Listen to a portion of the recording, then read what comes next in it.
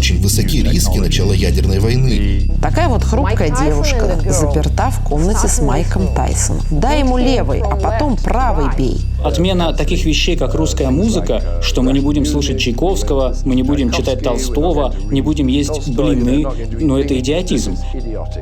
Тех, кто сопротивляется, нужно поддерживать. Обычный гражданин России, который тихонько соглашается с Путиным, может, и не всем сердцем, ничего не заслуживает, я считаю. Украина в составе НАТО не представляет угрозу России. Лавров вышел бы на улицы Эдинбурга и сказал: «Мы будем бороться с вами против английского колониализма. Мы поддержим Шотландию в ее борьбе за свободу». Ну вот как вы думаете, какая была бы реакция Лондона? Закон важнее справедливости. Или как вы считаете? Иногда опасность необходима, чтобы Россия не превратилась в Северную Корею.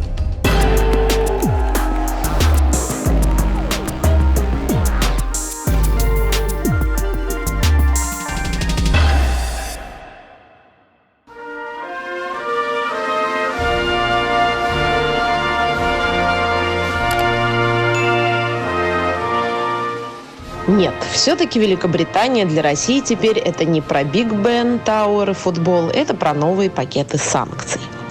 Полную военную поддержку Украины. Ну и вообще, если верить нашим СМИ, Лондон – это место, где живут некие злые англосаксы, которые спят и видят, как бы им расчленить Россию. Правда, никто из этих СМИ с самими англосаксами поговорить не решается. Ну, понятное дело, они страшные и опасные. Поэтому это сделала я.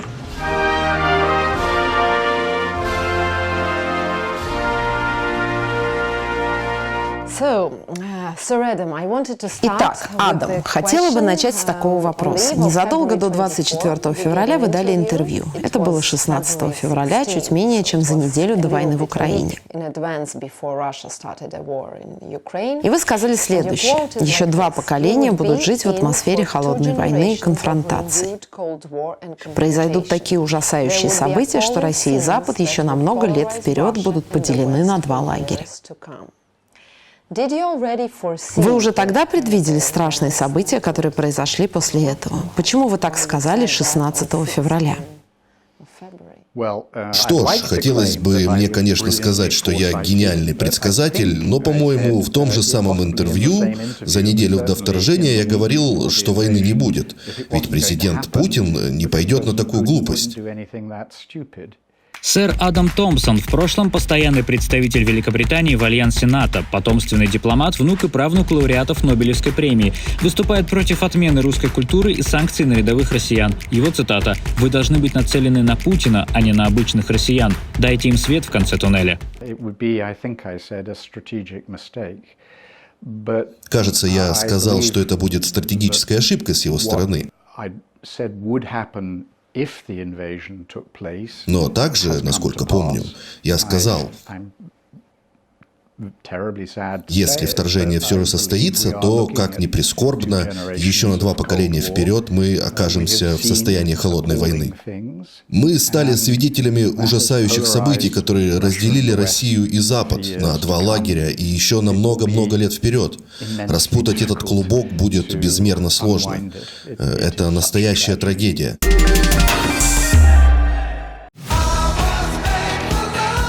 Алло, вы здесь вообще или как? Все, вы готовы? Готово. Тогда давайте начнем. Ксения, поговорим о музыке. Как вам Лил Мут? Кто? Ну, он поет «Любимка», «Оскорбинка». Слушайте, я не знаю, кто это, слава богу. Светофестиваль. Мимо. Милена Стрейч, ее хит «Ты мой лайк, я твой свайп». Нет. Кринж. А что вы слушаете тогда? Знаете, я, как правило, музыку слушаю. Ну вот сейчас, знаете, я подсела на 70-е. Ну, вот это Kiss, Donna Summer, круто же. Village People. Это кто? Не знаете? Серьезно? Вы не знаете, кто такие Kiss? Ну, вообще-то я не обязана их знать, потому что я тогда еще не родилась. Если вам нравится, значит круто. Да их не помнит уже никто. Алло, бабуль. Если миллион просмотров, миллионам людей нравится, ну значит круто. Так, давайте сделаем паузу. И как прикажете рассказывать о том, что было на самом деле? Ведь в этой истории абсолютно все правда. Мы основали Casablanca Records. Артисты работали с нами, Да, а не эти на ребята нас. подойдут. Они были как семья. Кис, братья Айзли, Донна Саммер, Билл Уизерс, Парламент, Глэдис Найт. Люди в восторге, когда видят, почему же пластинки не продаются. Не каждая ностальгия опасна. Вспоминать о реальных личностях и масштабных талантах – это не кринж, а кайф. Звездами были настоящие звезды, а музыку делали музыканты. 8 июня выходит в прокат «Рождение легенд» – байопик от создателей «Волка с Уолл-стрит». Фильм о Ниле Богарте, продюсере, открывшем миру Kiss, Донну Саммер, Village People и многих других. Без выдумок и преувеличений. Только реальная история успеха. Режиссер Тимоти Богарт, сын главного героя. Это такая драйвовая история и приятная ностальгия во время просмотра, которая я вам гарантирую. Лента об истинном рок-н-ролле и тех, кто не просто создавал музыку, а реально создавал историю. Получить настоящее наслаждение и от визуала, и от суперкачества звука можно только на большом экране, поверьте. Поэтому с 8 июня встречайте «Рождение легенд» в кинотеатрах. Ну как? Лайк? Ага. Огонь. Билеты по ссылочке в описании.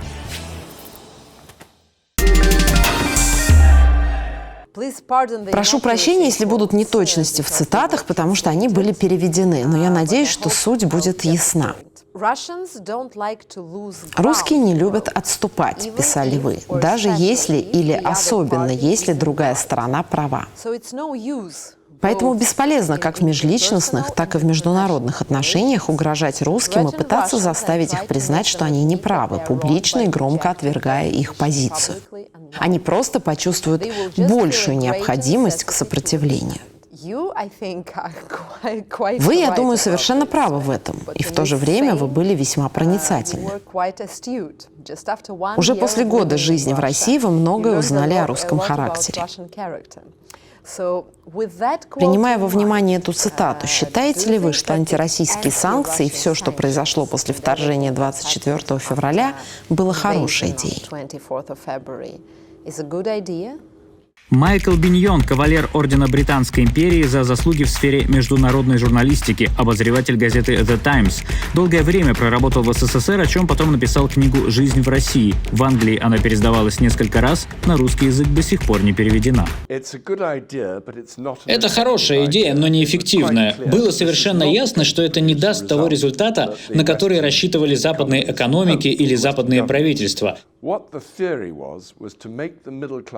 чем заключалась идея? В том, чтобы сделать представителей среднего класса настолько расстроенными, настолько раздраженными, настолько рассерженными тем, что их лишили свобод, что им пришлось бы путешествовать, покупать вещи за границей и прочее, что они оказали бы давление на Кремль с целью изменить его политику. Это никогда не удавалось. Во-первых, Кремль не заботит средний класс, а во-вторых, они никак не могут оказать давление на правительство таким образом. На самом деле это привело к обратному результату, потому что все, что Путин может сделать, это сказать: «Я боюсь дефицита того-то, мы не можем сделать этого. Вы видите, как Запад ненавидит нас, вы видите, как там судят и пытаются наказать нас, вы видите враждебность Запада, вы не можете делать то, что привыкли делать. Что мы можем с этим поделать? Это ошибка Запада, и многие в это верят». Понимает ли Запад, что он льет воду на мельницу российской пропаганды, как вы уже сказали? Да. Почему эти решения были приняты именно таким образом? Мне кажется, люди подумали, что если мы просто не можем продолжать относиться к России как к нормальному торговому партнеру, то мы не можем сказать, что бизнес продолжается, несмотря на разногласия в политике. Так было не только с Россией, но и с другими странами, например, с Ираном, где есть фундаментальные разногласия. Сейчас в некоторых странах, если страна не очень большая и у нее нет сильной экономики, это может быть эффективным инструментом, потому что если вы действительно навредите экономике, то правительству придется искать другие пути. Россия обладает огромной экономикой, у нее есть разные варианты. Она может продавать свою нефть Индии, Китаю или многим другим странам. На самом деле, что поразило и удивило, и скорее возмутило Запад, так это то, что международные организации, такие как Всемирный банк или МВФ, прогнозируют, что российская экономика будет расти быстрее в следующем году, чем экономика Великобритании, даже с учетом санкций. Знакомьтесь, Серджио Марчиони. Человек, спасший от банкротства две легендарные компании. В середине нулевых он берется за умирающий Fiat и идет на нетривиальные решения, такие как разрыв отношений с General Motors и объявление о 20 новых моделях за 3 года. Chrysler, не переживший кризис 2008 года, заявляет о банкротстве. Но Fiat под руководством Марчиони покупает 20% акций в обмен на обещание спасти бренд. Серия грамотных решений спасла обе компании, превратив их в одного глобального автопроизводителя. У Серджио Марчиони, очевидно, было видение, знания и настоящие профессионалы рядом, без которых невозможно успешное управление. В первую очередь, отличный финансовый директор, которым можете стать и вы. В Академии Эдисон за 4 месяца вы изучите все, что необходимо финансовому директору. Анализ отчетности и инвестиций, финансовое моделирование и прогнозирование, планирование и бюджетирование, риск-менеджмент, управление финансами и многое другое. 170 уроков и 17 реальных кейсов из разных ниш бизнеса. Знания и опыт, приобретенные в Эдисон, позволят укрепить бизнес, найти перспективную работу или претендовать на повышение. Все преподаватели – практики. Консультанты из «Большой четверки», финансовые директора топ-компаний в разных отраслях. Ну, например, KPMG, Мегафон, Avon, Deloitte и другие. У каждого ученика есть личный куратор и связь с экспертами курса. Здесь вы прокачаете еще и навыки по управлению командой, презентациям и публичным выступлениям. А доступ к лекциям и их обновлениям у вас останется навсегда. После получения диплома в Эдисон вам помогут с поиском работы и развитием карьеры. По моему промокоду Собчак вы получите суммарную скидку 60% на обучение. Курс «Финансовый директор» от Академии Эдисон. Все подробности по ссылке в описании или по QR-коду на экране. Прежде всего, мне хотелось бы поблагодарить вас и выразить свою личную благодарность. Ведь я была маленькой девочкой, снималась в реалити-шоу про блондинку на российском телеканале. Я ничего не знала о российской политике и не интересовалась ей.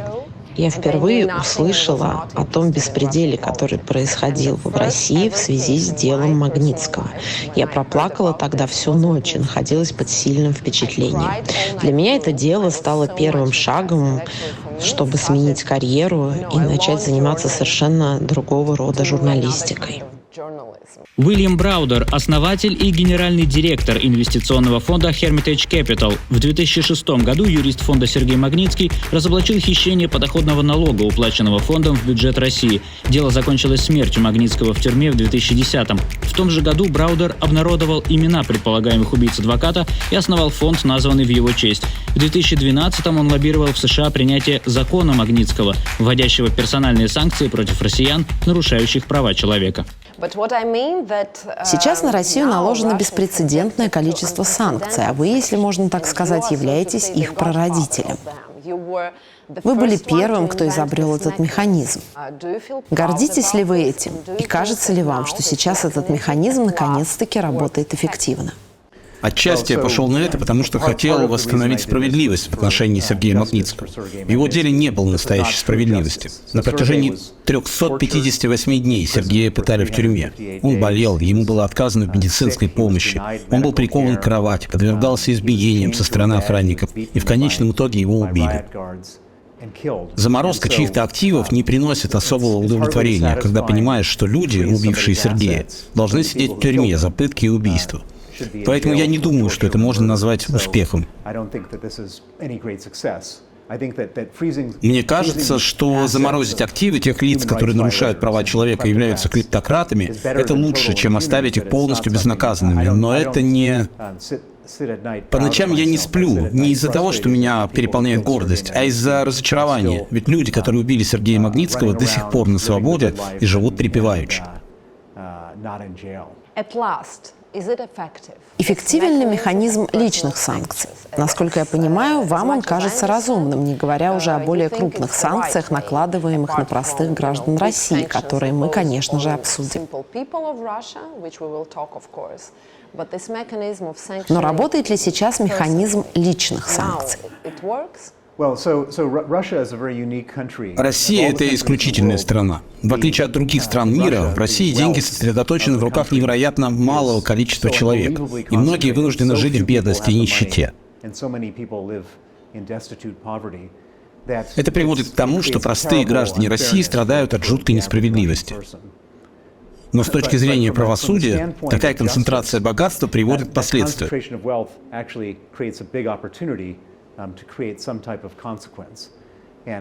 Из-за того, что в России все деньги находятся в руках, скажем, 10 тысяч человек, и на каждого из них можно наложить личные санкции, лишить денег.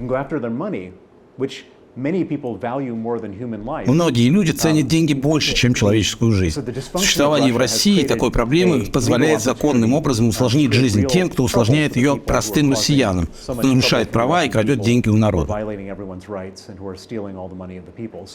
В каком-то смысле санкции весьма эффективны. Не обязательно накладывать их на все 10 тысяч человек. Достаточно будет 1000. И тогда избежавшие санкций люди начинают оборачиваться в страхе, что скоро настанет их черед. Цель этого механизма – предотвратить их ужасные деяния. Справляется ли он с этой задачей? Мне кажется, что в каких-то случаях люди говорят: «Знаете что, я не хочу в это ввязываться». Данный репортаж посвящен санкциям, а также различным мнениям, существующим на этот счет на Западе. Я знакома с некоторыми бизнесменами, которые попали под санкции. По их словам, я не знаю, правда это или нет, им даже не предоставили полного разъяснения о том, почему на них были наложены эти санкции. Знаете, я не испытываю сильного сочувствия к россиянам, которые жалуются на санкции. Поэтому я считаю, что богачам, ноющим о невозможности получить свои деньги, сейчас нужно сочувствовать в последнюю очередь.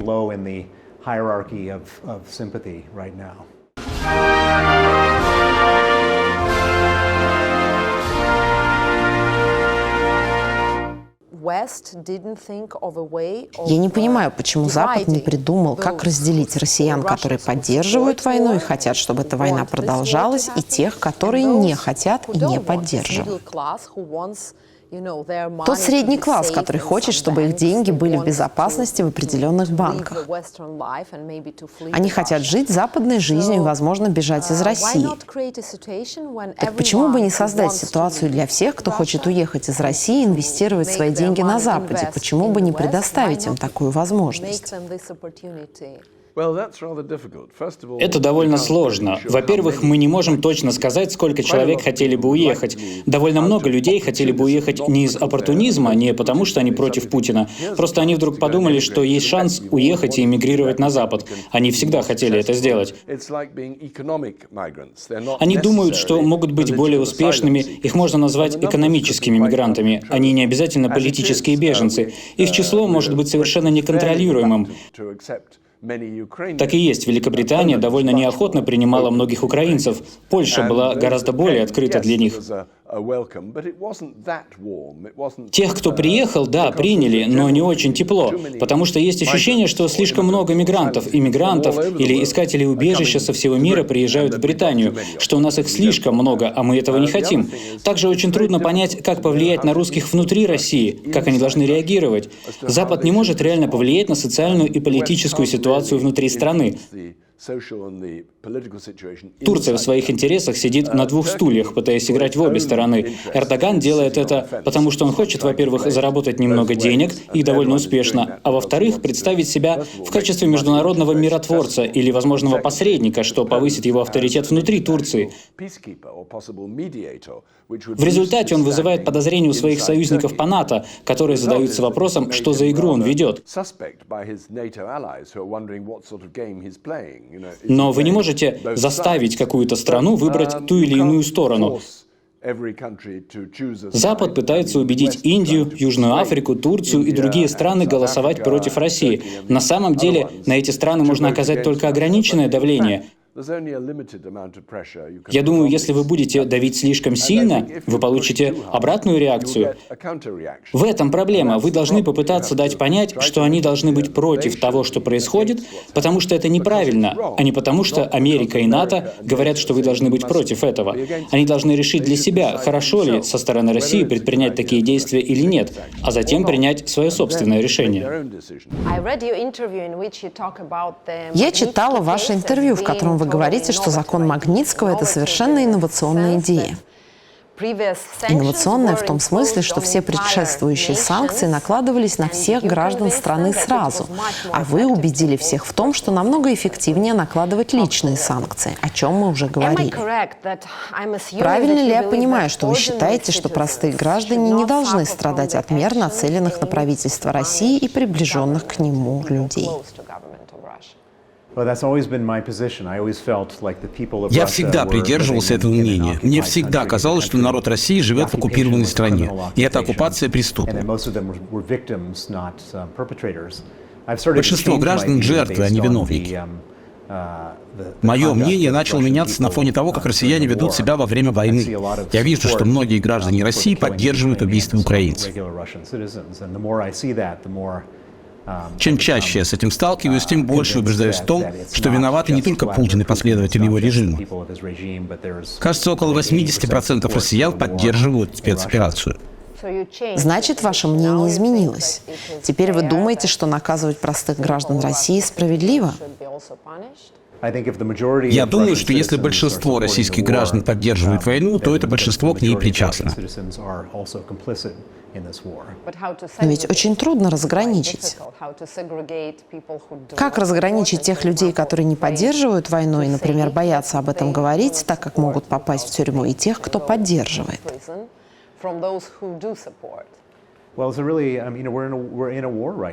Сейчас идет война, и подавляющее большинство ее жертв находится за пределами России. Пострадавшие – это те, кто спасается бегством, кого калечат и пытают.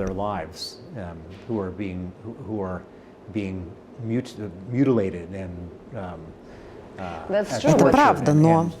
И я думаю, что у меня нет. Я даже думать не хочу о трудностях простых российских граждан, когда вижу, что российская армия и правительство творят на территории Украины.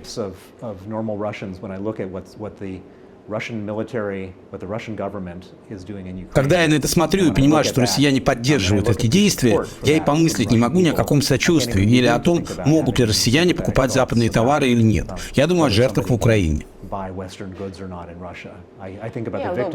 Да, но это не про сочувствие, опять же про законы. Конечно, нельзя сравнивать. Мне кажется, что такое сравнение – это манипуляция. Разумеется, то, через что сейчас проходят украинцы, это катастрофа, несопоставимая с трудностями, которые испытывают россияне, потерявшие возможность учиться за границей или просто путешествовать.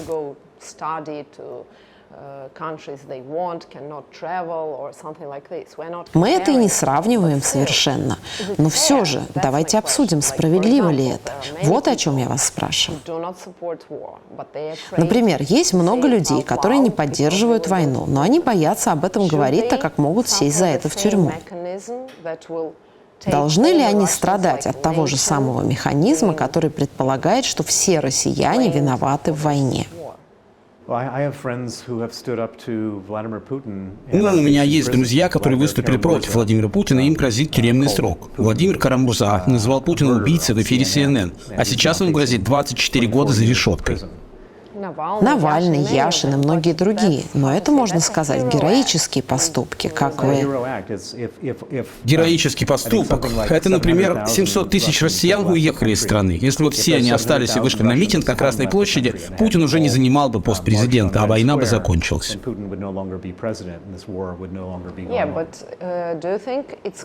Да, но как вам кажется, правильно ли винить людей за то, что они не выходят на улицы, потому что боятся и не хотят попасть в тюрьму?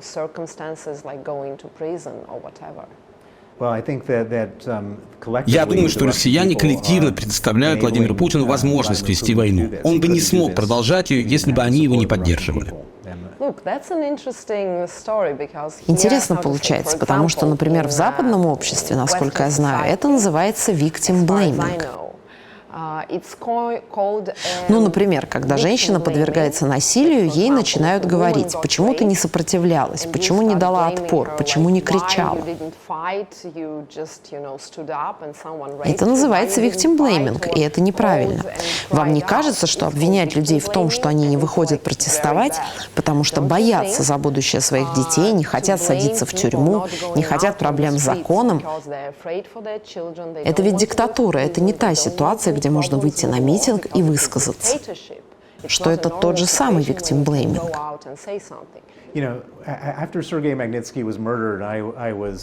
После убийства Сергея Магнитского я изо всех сил старался привлечь внимание к этому преступлению. Многие россияне даже слушать меня не хотели.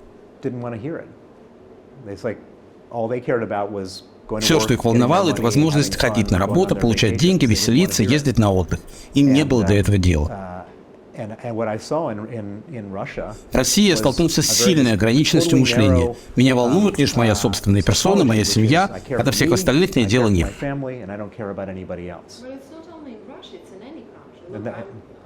Я живу здесь, и я жил в России. У меня есть много друзей в Лондоне, и некоторые из них говорят, нас не волнует война в Украине. Да, это плохо, несправедливо. Но с какой стати мы должны платить вдвое больше за электричество? Мы просто живем свою жизнь, хотим платить меньше и заботиться о своей семье. За время, проведенное мной в Великобритании, я подружился со многими семьями и людьми, которые пускают в свои дома украинских беженцев. Да, конечно. Таких людей много, но также есть и другие. В любом обществе всегда будут люди с разными взглядами. Когда есть свобода слова, люди могут поддерживать и делать пожертвования украинской армии. Многие мои друзья из Лондона так и делают. Но есть и те... Обычно это люди рабочего класса, у которых немного денег. Они говорят, слушайте, да нам все равно. Мы просто хотим жить и платить меньше. И такие люди тоже существуют.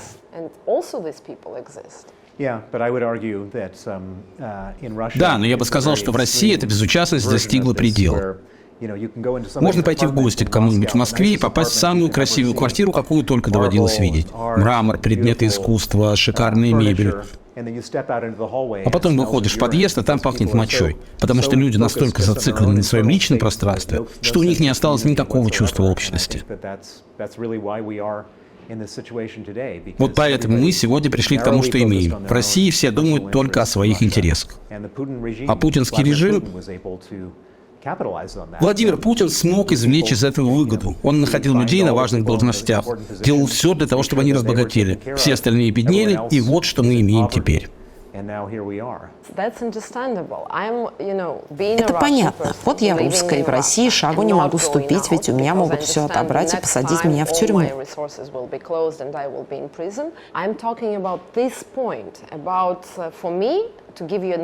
Я вам приведу пример. Ну, представьте, что находитесь в одной комнате с кем-то агрессивным.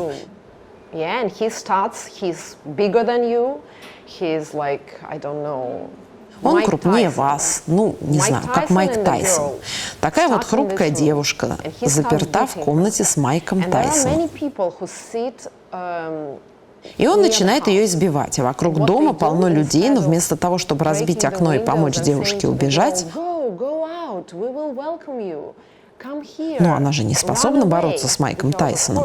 Вместо этого они, наоборот, затворяют все окна, запирают все двери, лишь приободряя ее и раздавая советы из этих окон. Дай ему левый, а потом правый бей.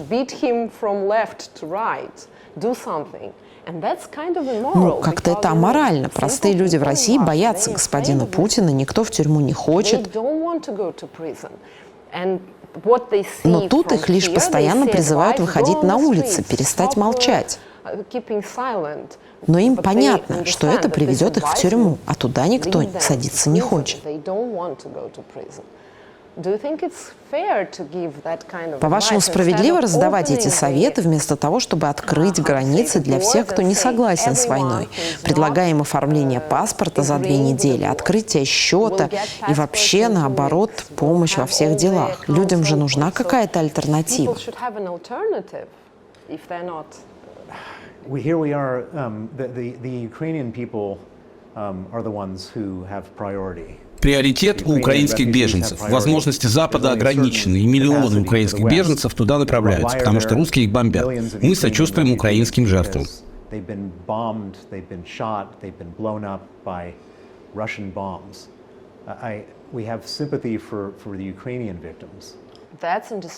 Это понятно, но не кажется ли вам более нравственным сказать: извините, мы не можем вас принять, потому что у нас в приоритете украинцы? На мой взгляд, это было бы справедливо.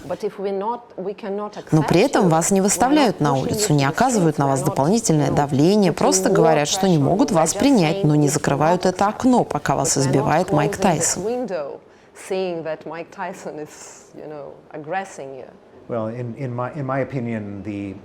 На мой взгляд, экономические неудобства, которые терпят русские люди, очень незначительны в сравнении с тем, что происходит в мире. Да, сравнительно небольшие, но и такие проблемы имеют значение. Мелкие проблемы не имеют значения, когда имеешь дело с человеческой катастрофой.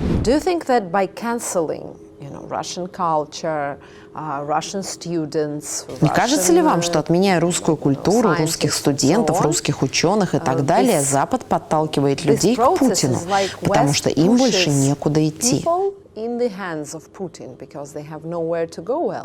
Они, так сказать, будут вынуждены повернуться к нему.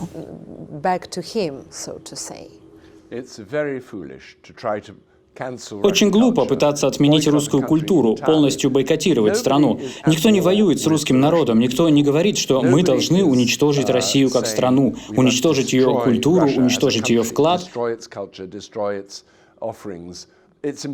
Важно держать открытыми как можно больше связей, если это не связи на правительственном уровне. Теперь это довольно сложно. Я думаю, что разумно, как часть попытки оказать давление, прекратить полеты авиакомпаний туда и оттуда. Конечно, это значит, что будет немного туристов. Люди не будут приезжать сюда, и это в какой-то степени закроет поток россиян. Я боюсь, что это неприятно и печально, но это неизбежно, особенно в состоянии крайнего напряжения. Я думаю, что отмена таких вещей, как русская музыка, что мы не будем слушать Чайковского, мы не будем читать Толстого, не будем есть блины, но это идиотизм. Подобное произошло в Первую мировую войну в Британии, когда была массовая попытка разгромить немецкие магазины в Лондоне. Если у владельца магазина было немецкое имя, толпа шла и разбивала окна, громила все, просто потому что это немцы, а мы воевали с немцами. Это было чрезвычайно глупо, дискриминационно и контрпродуктивно.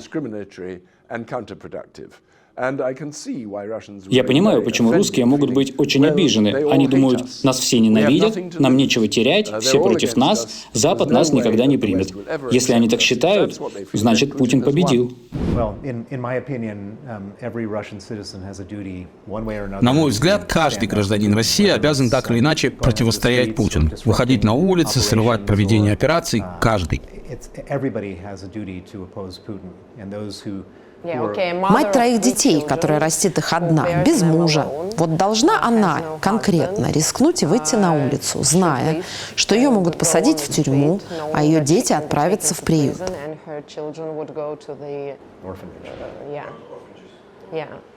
Ну, всегда можно найти примеры. Таких примеров полно. В России много одиноких матерей.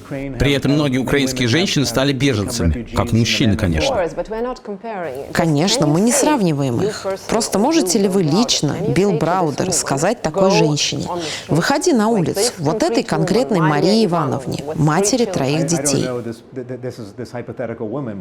Не знаю такой гипотетической женщины, но могу сказать, что причина, по которой у вас Путин, в том, что все вы жили в ограниченности и эгоизме, не заботясь об интересах страны.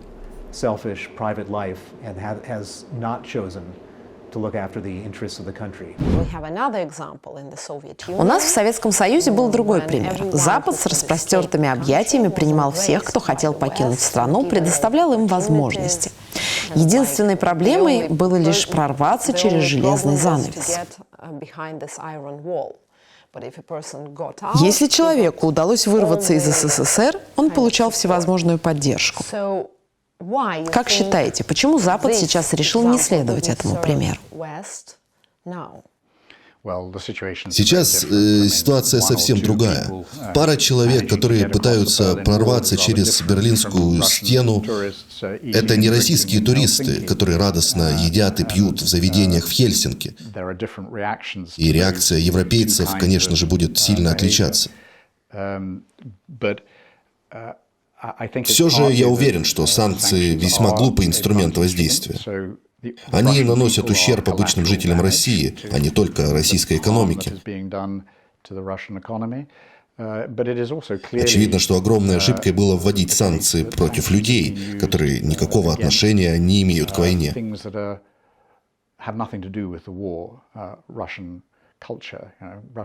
Я говорю о работниках культуры, российских теннисистах, оперных певцах и российских туристах. Я считаю, что это большая ошибка.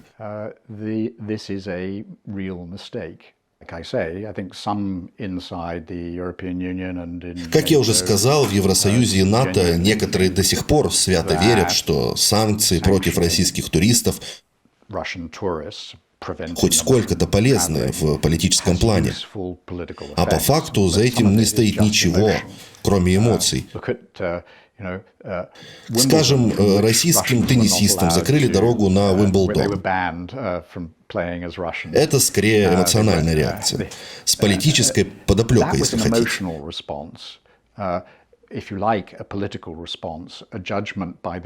Организаторы турнира решили, что таким образом они сохранят свою основную аудиторию. На экранах телевизоров появились страшные снимки из Бучи.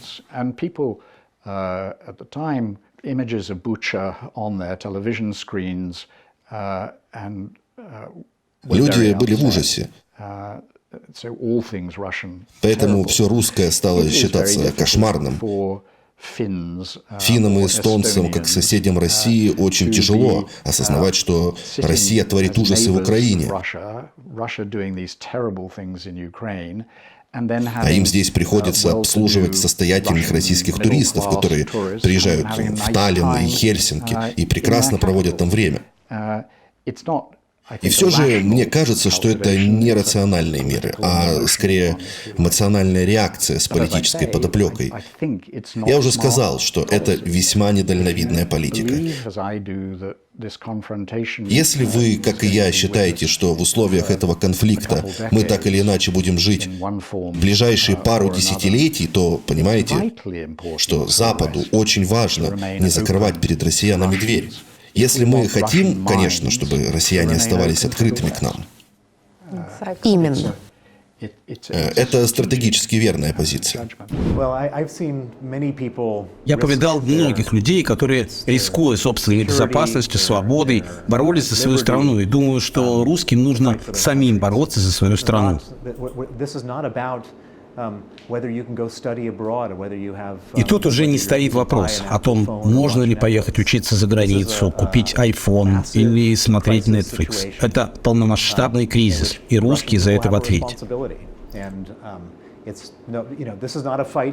Не вы начали эту битву, но вам придется занять не чью-то сторону. Быть нейтральным не получится.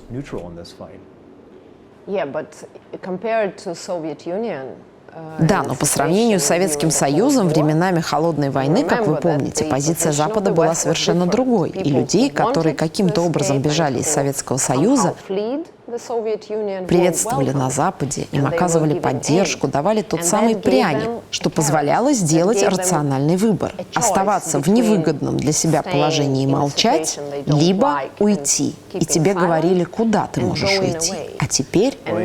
Есть и третий вариант – не молчать. Находясь в России? Да. Да, но это опасно, немногие на это пойдут.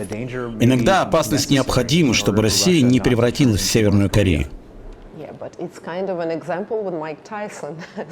Как раз как в примере с Майком Тайсоном. По-моему, стоять у этого окна и снаружи кричать «дерись с ним» — это как-то аморально.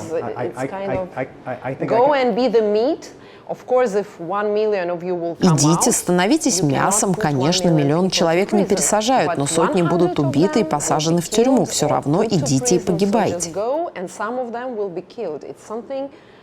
У меня не возникает особого сочувствия. Я был в России, повидал много ужасных вещей, и я не промолчал. Но вы же находитесь здесь, в безопасности и удобстве. Я не ощущаю себя в безопасности. Российское правительство меня преследует. Мне поступают угрозы смерти, похищения. Но сейчас вы же в безопасности. Вовсе нет. Меня не раз арестовывали. Меня преследовал Интерпол.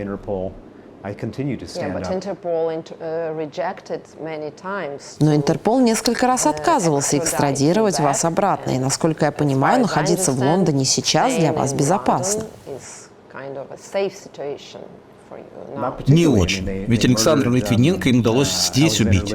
А еще они пытались убить Сергея Скрипаля новичком. Так что для противника Путина нет безопасных мест. Но таков мой выбор. Я не понимаю, если так много людей в России этим недовольны, почему они не восстают? По-моему, тут нельзя выбирать между выражением протеста и возможностью оставаться зашоренным, заниматься своими делами и вести привычную, удобную жизнь.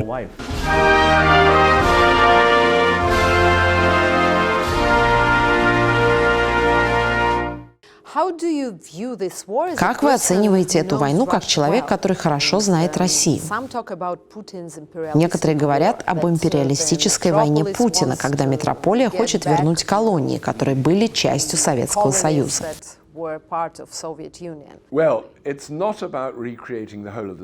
Речь не идет о воссоздании всего Советского Союза. Я не думаю, что кто-то в Москве всерьез считает, что Казахстан, Туркменистан и другие страны должны воссоединиться в политический союз. Во-первых, это всегда был довольно искусственный политический союз. Во-вторых, с точки зрения практической политики, они никогда не вернут Прибалтику. Это отдельный регион. В основном славянские русскоязычные регионы, Беларусь и Украина. Вот что важно, особенно Украина, так как она такая большая и так долго была частью Российской империи. Многие украинцы играли центральную роль в правительстве России или Советского Союза, или чего бы то ни было в прошлом. Поэтому ощущение, что Запад вторгается в ее пространство, так сильно разгневало Россию. Вы знаете, я сделал некое сравнение. Если вы думаете, что реакция русских слишком эмоциональна и похожа на паранойю, я бы предложил представить, что если бы накануне референдума о независимости Шотландии от Великобритании, первого референдума, который они провели, Лавров вышел бы на улицы Эдинбурга и сказал: «Мы будем бороться с вами против английского колониализма. Мы поддержим Шотландию в ее борьбе за свободу». Ну вот как вы думаете, какая была бы реакция Лондона? Они были бы в полной ярости. Они бы сказали: «При чем тут Россия? Этот кусок территории принадлежит Великобритании уже 300 лет». То же самое, когда Виктория Нуланд вышла на Майдан в Киеве и сказала, что мы поддерживаем Украину, в России сказали: что она делает? Это не имеет никакого отношения к территории Америки. Реакция была очень сильной. Если вы так это объясните англичанину или британцу, тогда они начнут немного понимать, почему была такая сильная реакция. Тогда почему американцы это сделали? Разве они не понимают, что провоцируют? У американцев нет длительного культурного понимания того, как устроен остальной мир. Да, но у них есть пример Мексики. Им это можно объяснить на примере Мексики. Это не работает с Мексикой, это не лучший пример. Американцы в значительной степени являются самостоятельным континентом. У них нет настоящих соседей. Канаду они считают в той или иной степени частью Америки. У них нет соседей, и у них нет долгой истории попыток решить, как жить по соседству с людьми, с которыми они либо не согласны, либо против которых они воевали. Европа привыкла к этому за 1000 лет. Но почему они это сделали? Зачем они обострили ситуацию? Это было сделано намеренно? Я думаю, что это было сделано по глупости. Мне кажется, первоначальное расширение НАТО было глупой идеей, потому что оно всегда рассматривалось Россией как угроза. Было предложение, что Россия сама могла бы вступить в НАТО. Это бы решило все проблемы. По поводу расширения НАТО было дано устное обещание. Я уточнял у переводчика Горбачева, что именно было сказано. Он ответил, что Джеймс Бейкер действительно дал обещание, что после Восточной Германии НАТО не будет продвигаться дальше на восток. Но это нигде не было записано и не было сделано в форме договора. Затем Клинтон хотел, чтобы поляки проголосовали в Чикаго, а Польша всегда относилась с подозрением к своему соседу. И она сказала, что хочет безопасности, являясь частью НАТО. Тогда Клинтон сказал, что примет ее.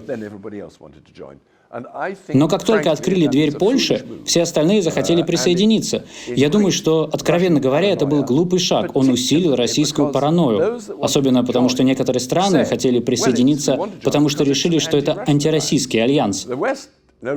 Запад не заявлял, что он антироссийский. Он говорил, что это Европейский союз безопасности. Но новые члены захотели присоединиться просто потому, что это остановит русских. Так что русские сразу увидели, что это было направлено против них, и они были рассержены этим. Я могу это понять. Я думаю, проблема была в том, что Путин хотел, чтобы черным по белому было написано, что на членство Украины в НАТО будет наложено вето. Западные державы говорили ему снова и снова, что не могут дать гарантии, потому что это свободный выбор. Они говорили, что у них нет намерения принимать Украину в НАТО. Да, но почему бы, например, не выполнить это? Я думаю, это могло бы спасти нас всех от той катастрофы, которая происходит. Мы знаем механизмы лоббизма американцев. Почему они не могут заставить с помощью различных методов дать гарантии? Да. Да, это было бы довольно сложно, потому что это рассматривалось бы как политика России диктовать условия членам НАТО, хотя она не является членом Альянса и не может говорить им, что делать. Они сказали, что сами решают, что будут делать, и неофициально обещали, что никогда не пригласят Украину стать членом НАТО. Но Путин сказал, как можно им верить, если это нигде не записано? А потом начали расширять НАТО на восток. Ну, естественно, мы же говорили, не надо этого делать. Вы нам обещали не делать. А нам говорят, а где это написано на бумажке? Нету? Ну и все, идите вы подальше. Плевать мы хотели на вашу озабоченность. Мне кажется, очень многое в нынешней ситуации перекликается с событием Карибского кризиса 1962 года. По крайней мере, для россиян. И стоит им хотя бы посочувствовать. В 1962 году американские ракеты были размещены на советско-турецкой границе и в других соседствующих с Советским Союзом странах. Так почему же тогда русским нельзя было разместить свои ракеты на Кубе? Конечно же, это ненормально. Сегодня ситуация несколько обратная. Если в 1962-м нельзя было ставить свои ракеты на задворках у Америки, то почему сейчас бедной Москве нельзя их расставить где-то поближе к себе? Это все понятно, но, конечно же, это никак войну не оправдывает. Конечно, нет. Это не просто ужасная стратегическая ошибка со стороны Москвы. В европейском сознании страны должны уважать территориальные границы друг друга. Да, Европу не особо заботит, что происходит в других регионах мира, но все-таки Украина сегодня считается частью Европы. Мир очень продвинулся в развитии с 1962 года. Соединенные Штаты перестали аннексировать чужие территории. Так было, по крайней мере, последнее столетие. Да, они по-прежнему считают, что им можно вторгаться в другие страны, но захватывать территории соседей без их согласия они все же перестали. Давайте представим, что вы Путин. Вы видите, что Украина буквально ускользает у вас из-под носа, что на нее очень сильно стала влиять Америка. С этим не поспоришь, это было ясно еще до войны. Что он должен был сделать, чтобы изменить ситуацию? Ну, вот вы видите, что ваш сосед попал под влияние страны, которая крайне недружелюбно настроена по отношению к вам и не хочет быть с вами союзником. Как можно было бы изменить эту ситуацию по-хорошему? Ваш вопрос предполагает, если уж совсем примитивно выражаться, что Украина, которая дружит с США, начинает в экономическом смысле интегрироваться в Европейский Союз. В политическом плане ориентируется на Запад. Вдруг становится проблемой. Это не для России проблема, а для Путина. Это же очевидно. А почему это должно для Путина быть проблемой? Скажем так, если бы Мексика вдруг начала разделять ценности Северной Кореи, для Америки это стало бы огромной и недопустимой проблемой. Я понимаю, о чем вы. Но здесь уж очень сильно попахивает двойными стандартами. До сих пор непонятно, почему процветающая, развивающаяся Украина, которая активно ведет торговлю с Россией, представляет для Российской Федерации такую угрозу. Украина даже в составе Евросоюза ничем бы не грозила России. Я понимаю, что большинство ваших зрителей не примут мою точку зрения, но я скажу так. Украина в составе НАТО не представляет угрозу России. Ни один мой российский коллега, с которым я общался, мне не верит. Но я работал в этой организации, очень тесно был с ней связан на протяжении всего моего профессионального пути. И я знаю, что она априори не может перейти в наступление против страны, которая не создает никаких проблем. НАТО не имеет совершенно никаких притязаний в отношении России, хотя многие считают иначе. Мне кажется, нам стоит быть осмотрительнее и признать всю серьезность взглядов президента Путина на сложившуюся ситуацию, которые формировались много лет. Мы должны понимать, что россияне разделяют его переживания по поводу западной политики двойных стандартов и угроз со стороны НАТО. Можем ли мы что-то с этим сделать? Я не уверен. Серьезно? Я не перестаю задавать себе этот вопрос. Мы все сейчас находимся в ужасной ситуации. И Запад, и Россия. Я уже не говорю о кошмарной катастрофе, которая настигла жителей Украины. Я считаю, многое было бы в руках НАТО. Конечно же, до начала войны. Почему было не принять Россию в состав НАТО? Как говорил Лао Цзы, хочешь контролировать врага – обними его. Верно. Если все так сильно боялись Россию столько лет, то почему не принять ее к себе и не разделить с ней демократические институты? В 2000 году во время визита в Москву уходящего со своей должности президента США Билла Клинтона я спросил его, а как Америка отнесется к тому, чтобы принять Россию в НАТО? Не буду раскрывать все подробности той беседы. Но реакция на мой вопрос внешне выглядела, скажем так, весьма сдержанной. Это был бы логичный следующий шаг после того, что НАТО уже сделали. Они пустили русских в свою штаб-квартиру, в свои комитеты на всех уровнях. Активно вели с ними совместный бизнес. Но почему НАТО не включило Россию в свой состав? Тут два момента. Во-первых, такая возможность довольно активно обсуждалась. Если вы спросите Джорджа Робертсона, моего коллегу из аналитического центра «Европейская лидерская сеть», то он вам скажет, что пришел с таким предложением лично к президенту Путину. Путин отказался. Видимо, у него были на то причины. Здесь имеет место быть еще и серьезный геополитический вопрос. НАТО – организация, деятельность которой ведется исключительно по общему согласию. То есть каждый ее член может наложить вето на любое решение. Я, правда, считаю, что с момента окончания Холодной войны с 1991 года и вплоть до момента, когда отношения с Россией у Запада испортились, я бы сказал, что это война в Грузии 2008-го. Члены НАТО не были до конца уверены, что Россия не станет использовать свое право вето внутри Альянса в деструктивных целях.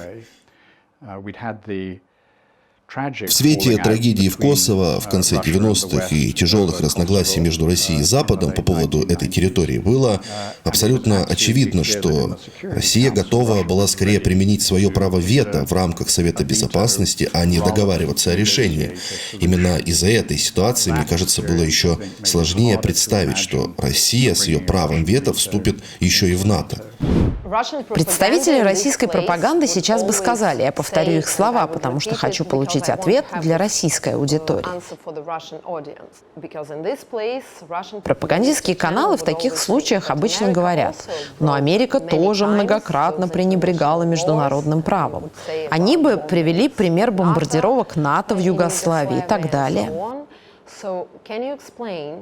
Как вы считаете, в чем разница? Почему некоторые преступления США, например, в Ираке, а есть, насколько я понимаю, подтверждение того, что у них не было никакого химического оружия, не приводили к таким же последствиям? Почему так происходит? Такого рода вопросы называют как насчет измами, а как насчет рабства, как насчет движения за гражданские права, как насчет... Так когда речь идет об Украине, это же тоже whataboutism, или как насчет тизм. Я спрашиваю о русских гражданах, которые живут одни, которым приходится противостоять Путину, а вы в ответ повторяете: меня это не волнует, потому что Украину бомбят. Но это ведь тоже whataboutism. Это все взаимосвязано и происходит одновременно. Начинается все в одной стране и переходит в другую. Россия бомбит Украину. Но ведь это тоже как насчет изм. Российский народ поддерживает руководителя, который бомбит Украину и убивает ее граждан. Мы, конечно, можем вспомнить о рабстве в Соединенных Штатах Америки и сказать: да, рабство — это ужасно, жутко. Это ужасно, но не имеет никакого отношения к тому, как кто-то отреагирует на массовые убийства, которые вершатся прямо сейчас, пока мы с вами разговариваем. А вам не кажется, что правит тот, у кого больше власти?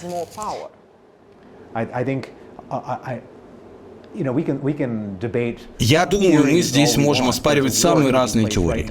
Прямо сейчас идет война, из-за которой страдают миллионы людей. Это единственное, о чем сейчас мы можем думать. О людях, которые погибают, которых лишают крови. Но не о тех, кто не может сейчас воспользоваться банковскими картами в России.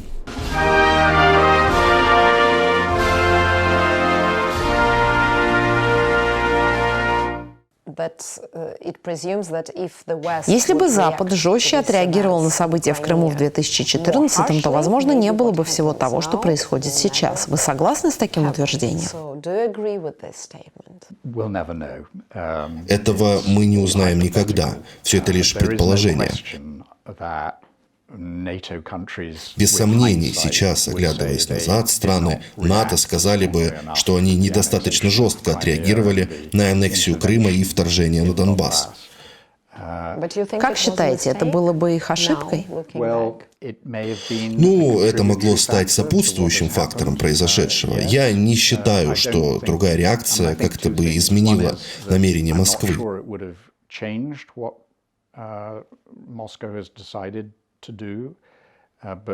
И я могу пояснить, почему. Ну, и страны НАТО в ответ на события 2014 года просто не могли больше ничего сделать.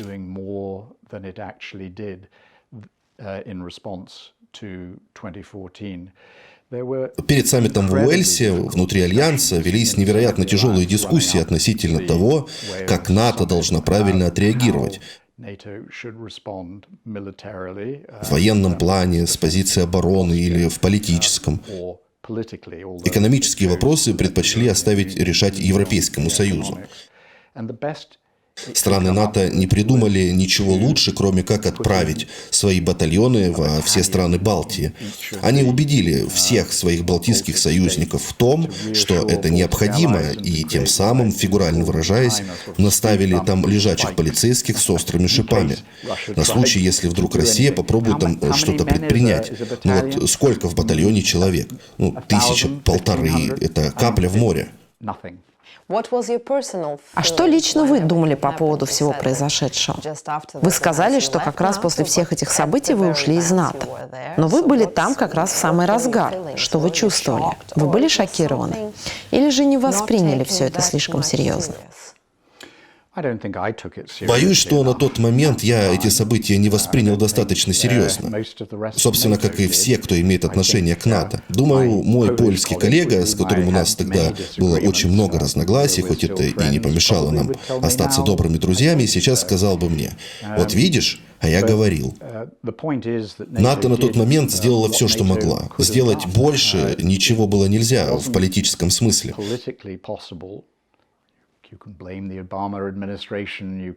Можно сколько угодно винить администрацию Обамы, Дэвида Кэмерона и кого угодно. Можно обвинять ту же Ангелу Меркель, ведь в дебатах в Германии тогда она имела очень большой вес. Страны НАТО смогли сделать лишь то, о чем им коллективно удалось договориться. Можно сколько угодно задаваться вопросами. А что если? Еще одним большим провалом, мне кажется, было решение Великобритании прекратить расследование по поводу использования химического оружия в Сирии в 2013 году. Мне кажется, это наложило свой отпечаток и на решение президента Обамы. Красную линию тогда все-таки переступили, и Вашингтон перестал выглядеть серьезно и внушительно. Затем наступил 2014 год, очередной шок для НАТО. Надо сказать, Москва провела достаточно ловкий маневр с российским вторжением в Сирию. Да. Если разложить по полочкам эту историю и дать какие-то разумные объяснения, то я скажу так. Это была подготовка, закалка русской армии.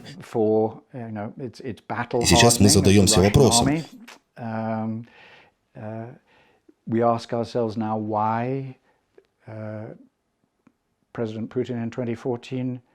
Почему в 2014 году президент Путин в итоге отказался от проекта «Новороссия»? В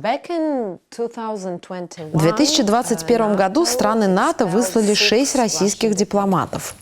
В ответ на это министр иностранных дел России Сергей Лавров объявил о том, что Россия приостанавливает работу своего представительства при Альянсе. Диалог с НАТО был прерван. В конце того же года российский министр иностранных дел опубликовал проект соглашения с США и НАТО для обеспечения безопасности России и государств-членов организации.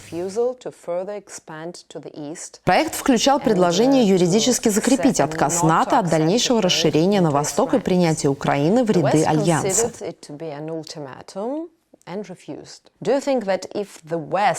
Запад воспринял это как ультиматум и отклонил соглашение. Как вы считаете, если бы Запад и НАТО тогда сели за стол переговоров с Путиным, можно ли было бы избежать сценария, который в итоге развернулся?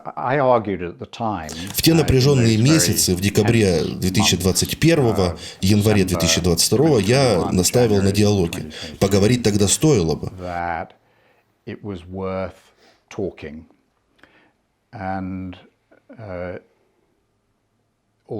Но никаких переговоров не последовало. Стоит заметить, что в ответ на российский ультиматум в НАТО все же предприняли некоторые действия. Они предложили обсудить вопросы противоракетной обороны, учения и так далее. Они говорили о восстановлении Совета Россия-НАТО, о необходимости более детальных переговоров.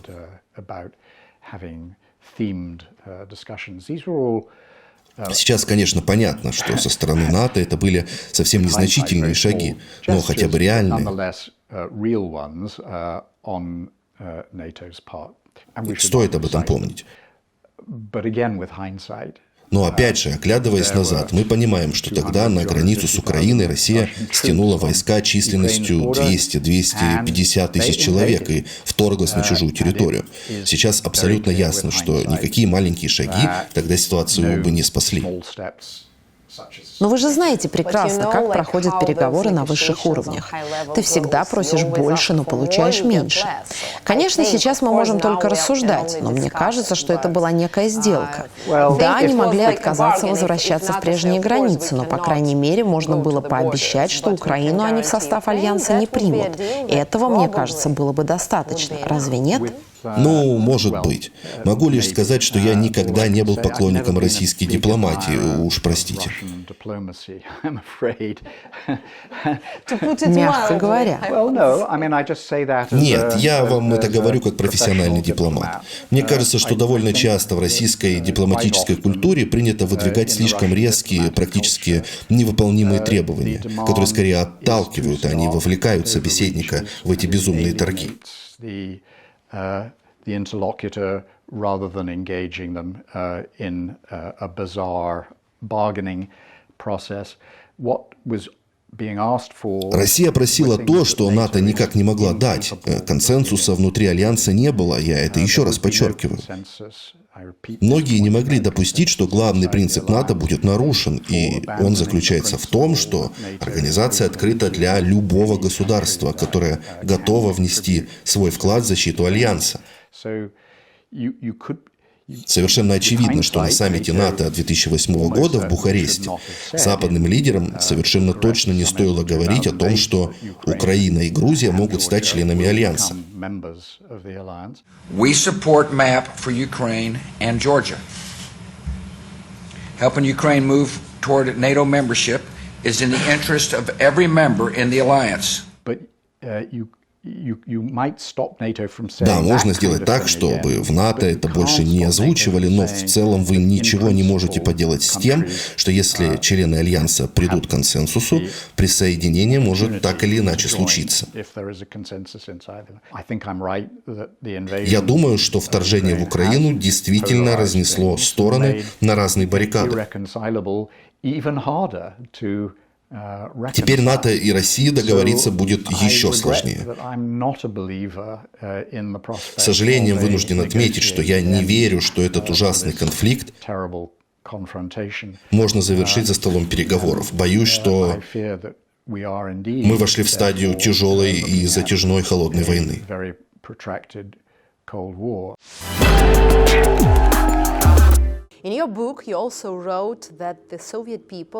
В своей книге вы также писали, что советские люди, которых вы видели там, напоминают вам о Российской империи. Сейчас говорят, что современные россияне вспоминают советские времена, а популярность Путина связана с тем, что он дает им надежду на возвращение утраченных времен.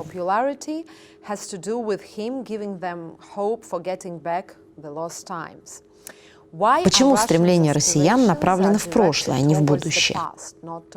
Вы можете это как-то объяснить? Россия не единственная страна, которая чувствует, что у нее был момент славы и могущества, и он угас. Вы можете посмотреть на нашу страну. Да, поэтому я и решила спросить вас об этом.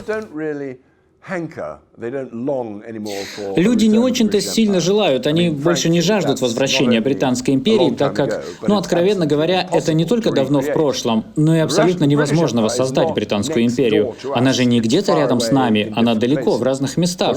Российская империя была сконцентрирована в одном месте, недалеко друг от друга. С точки зрения практического возрождения это было бы возможно, хотя, вероятно, нежелательно. Если мы говорим об этом имперском, точнее постимперском комплексе, я думаю, он действительно существует в России, и Путин играет на этом. Так как действительно 70% даже по независимым источникам поддерживают войну. И мой вопрос заключается в том, что Великобритания, я думаю, единственный пример империи, у которой в конце концов не было, особенно с Индией, такой кровопролитной войны. Даже у Франции была война с Алжиром и у многих других стран постимперских. Но здесь они как-то смогли сделать шаг назад, когда увидели, что другого пути нет. И второй важный момент – быть такой великой, а потом стать, так скажем, младшим партнером США, зная, что лидер больше не Великобритания, а США. Как в самой стране это ощущает британский народ? Не считает ли это унизительным?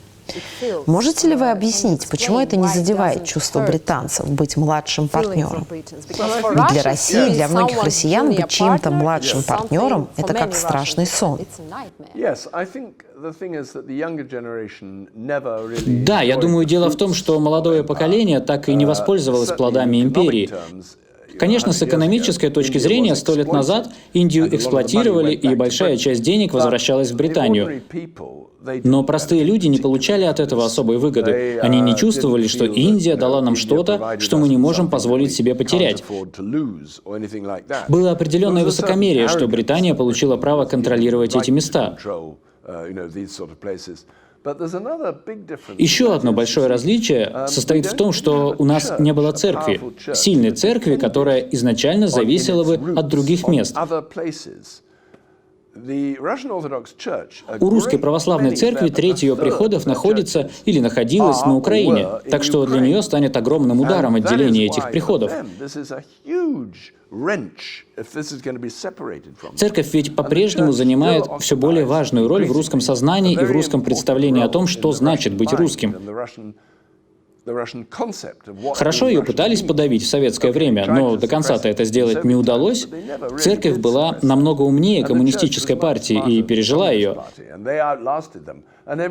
Все знали, что так и будет, поэтому собственная позиция церкви по Украине очень важна. Она чувствует потерю. Ее особенно раздражает то, что Украинская Православная Церковь получила разрешение Константинополя отделиться от Русской Православной Церкви. В России не так много верующих людей, но это и не важно. Это часть менталитета. Менталитет таков. Наша судьба отчасти на Украине, потому что наша история отчасти там. Британия никогда не считала, что ее судьба в Австралии, Канаде или там Африке. Ну или в Индии. Да, это были просто места, где мы правили и чувствовали себя могущественными, но у нас не было ощущения, что это влияет на то, как мы живем в нашей стране. Война — это всегда целая совокупность факторов, и причины ее могут меняться по ходу дела. Думаю, вопрос о смыслах этой войны стоит скорее задать Кремлю и российскому правительству. Это они развязали войну, и им теперь и объясняться.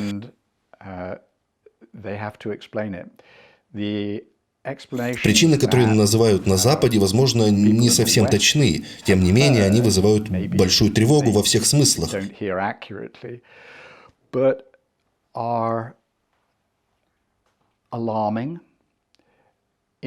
Почему? Вы уже простите, если я вдруг сейчас россиянам навязываю мнение.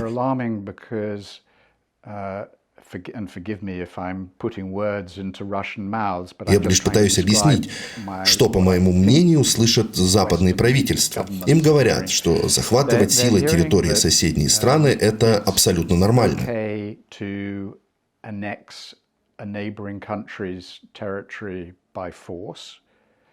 Мир такого не видел аж с 1945 года.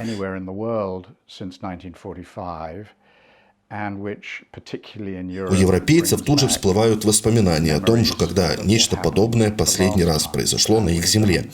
Я сейчас говорю про аннексию Судетской области. Европа вдруг слышит, что подобную политику можно применить на любой территории, которую Москва считает исконно русской или на которой проживают этнические русские, ведь их якобы надо защищать.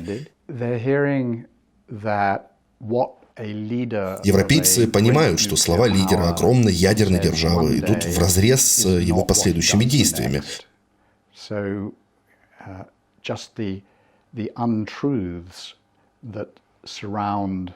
Вокруг этой войны очень много лжи. Что вы имеете в виду? Можете привести пример? Во-первых, он уверял, что никто ни на кого нападать не собирается. После этого заявления произошло столько всего очевидно ужасного, страшного, печального, а нам говорят, что этого не было. Россия ни на кого не собирается нападать. Это просто чушь, бред собачий. Российская угроза — это выдумка. На таком фундаменте совершенно невозможно выстраивать взаимоотношения между правительствами. Именно поэтому Запад встает в оппозицию. Но, на мой взгляд, позиция Запада во многом тоже иррациональна.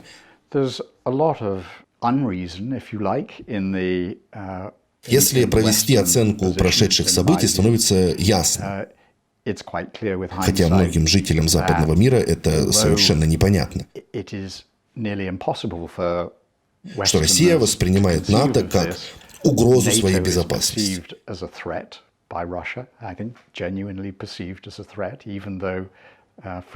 Я, как человек, который работал внутри этой системы, знаю, что это, конечно же, не так. И не может быть так. В Восточной Европе сейчас слишком эмоционально переживают свой опыт соседства с Россией и жизни при Советском Союзе. В связи с этим Западная Европа во многом держит свой политический курс на войну. Не считаю это оправданным, но вполне понимаю, почему так происходит.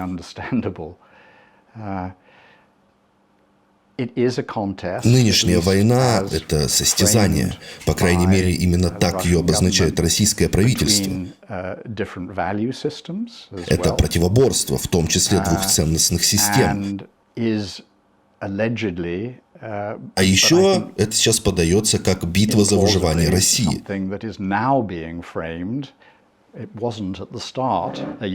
Хотя еще год назад такое казалось немыслимым, но это тоже, конечно же, ложь.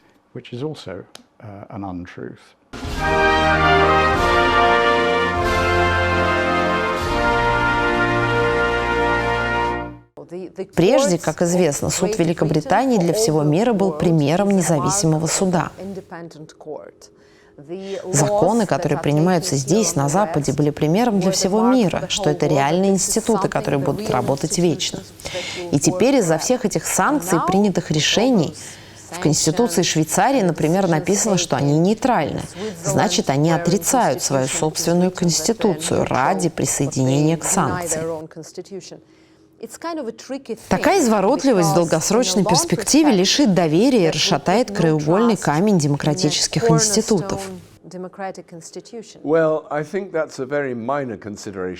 Я думаю, что для людей в Великобритании вопрос о том, как здесь интерпретируют санкции, является очень незначительным. Гораздо большее беспокойство вызывает коррупция в парламенте, экстремизм, попытки умолчать о поступках исламистских экстремистов, об их нападениях на людей, ограничении свободы слова, и тому подобное.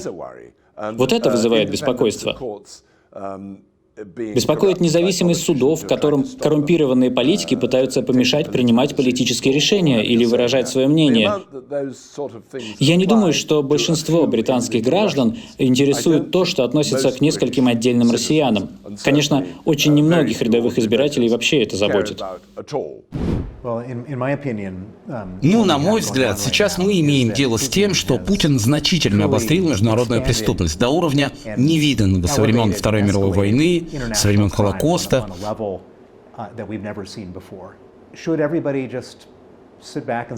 И что, всем надо расслабиться и сказать: да он нарушил все возможные международные правила, но не надо применять международное право, мы потерпим.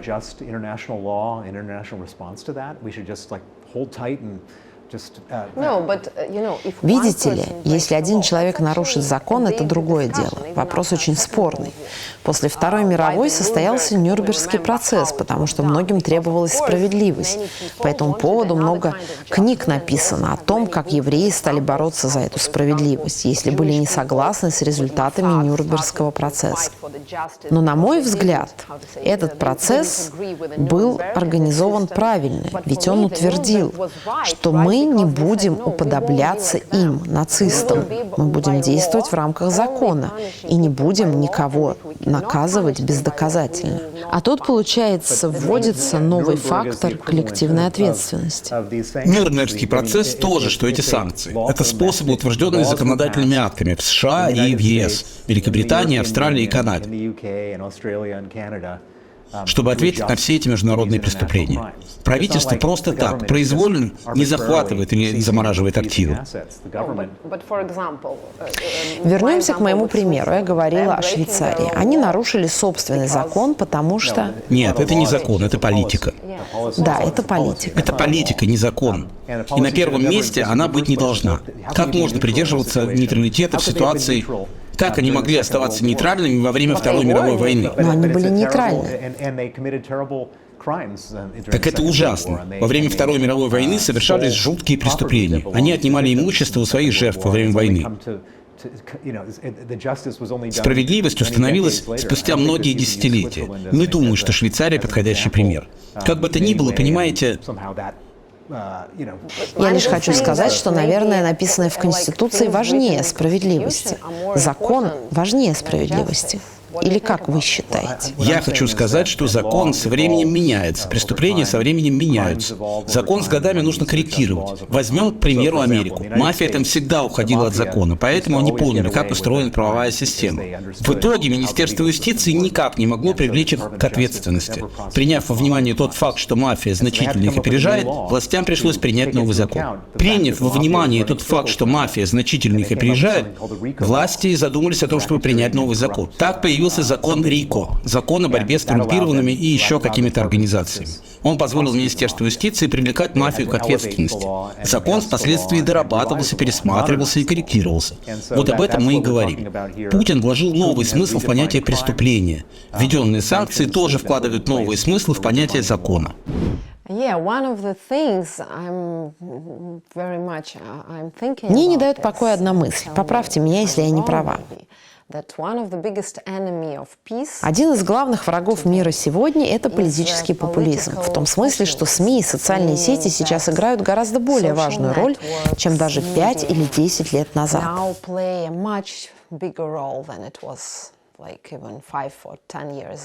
Или остаться у власти на Западе, где выборы действительно проходят демократическим путем, вам нужно быть в курсе, о чем завтра будет гудеть Твиттер.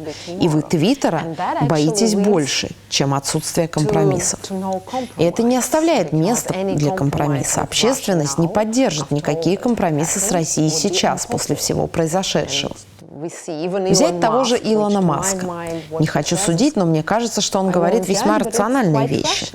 And what about the fact that the BBC was put under pressure by the British government to change its editorial policy? Are you aware of that? This is not an interview about the BBC. Oh, you thought it wasn't? Но в его адрес льется столько критики и ненависти. Сегодня это создает очень большие проблемы, этот популизм. Что вы думаете, вы согласны, что... Да, считаю, доля правды в этом есть. Повторюсь, даже несмотря на процветающий популизм, я уверен, что господин Путин стремится заполучить новые сферы влияния и контроль над Украиной.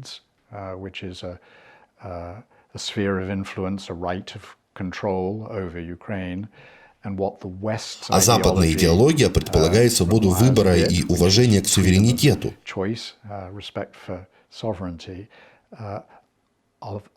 Поэтому прийти к какому-то компромиссу на данный момент крайне трудно. Компромисс – это всегда непопулярное решение. Компромисс – это всегда тяжело. Так и есть. Вы упомянули Илона Маска, но давайте вспомним Генри Киссинджера, который выступал за раздел Украины. И чуть было не попал под раздачу в этой нашей новой культуре отмены. Ведь он высказал очень непопулярное мнение, хотя реальность такова, что Путин никогда и ни за что не вернет Крым.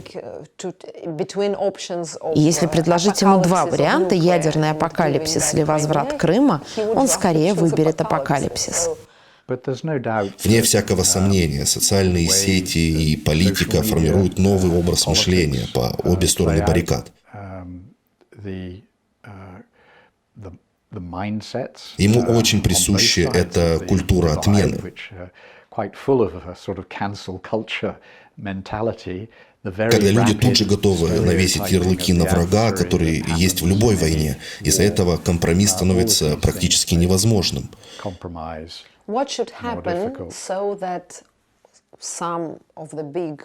Что должно произойти, чтобы крупные западные игроки пошли на непопулярный компромисс с Россией?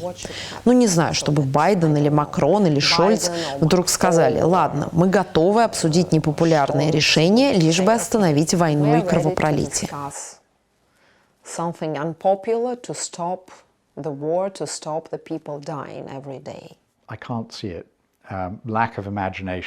У меня нет ответа, даже представить себе не могу. На войне часто меняют цели, проваливают миссии. Если бы Путину удалось выполнить все запланированное за первые 72 часа, а именно поставить в Киеве свое марионеточное правительство, на Западе бы сильно возмутились, но по итогу смирились бы. Они бы поддержали активные партизанские операции на западе Украины. Возможно, Россия бы со временем сдала позиции. Запад бы гораздо быстрее перешел к политике сдерживания.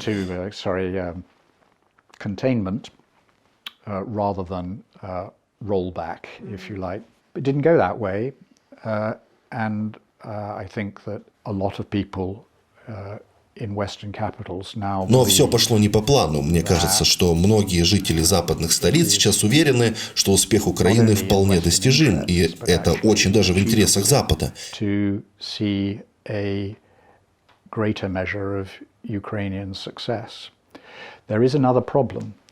есть и другая существенная проблема. Западные политики в один голос твердили, что будут поддерживать Украину столько, сколько понадобится.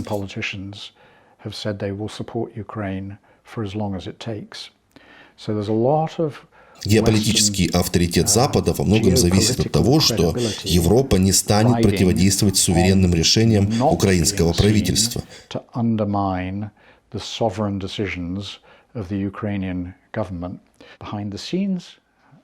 Но одно дело поддерживать кулуарно, а другое на глазах у всех. И это тяжелая ноша.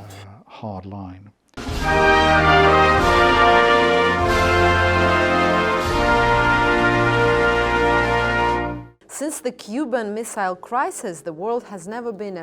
времен Карибского кризиса мир никогда не был так близок к ядерной войне, как сейчас. Многие это обсуждают.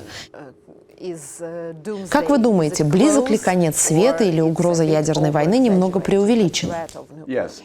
Да, это слишком преувеличено. Я хочу сказать, что Россия очень хорошо знает, что если пойти по этому пути, это станет катастрофой для всех. Даже небольшой контролируемый ядерный взрыв может привести к выбросу радиации и прочим негативным последствиям, а затем может последовать взаимный обмен ударами. Американцы передали ЦРУ и другим лицам, которые связались со своими доверенными людьми в России, что если русские пойдут на это, результат будет такой. Китайцы также сказали об этом. Возможно, русские не очень прислушались к словам американцев, но то, что сказали китайцы, уж они приняли к сведению. Он ясно дал понять, что ядерное оружие будет использовано только в случае угрозы суверенитету России. И если он посчитает, что это так, то неизвестно, что будет. Но я думаю, что украинцев также отговаривают. Да, у них были нападения на военные базы с ракетами повышенной дальности, но я не думаю, что политика Запада заключается в том, чтобы поощрять их к этому.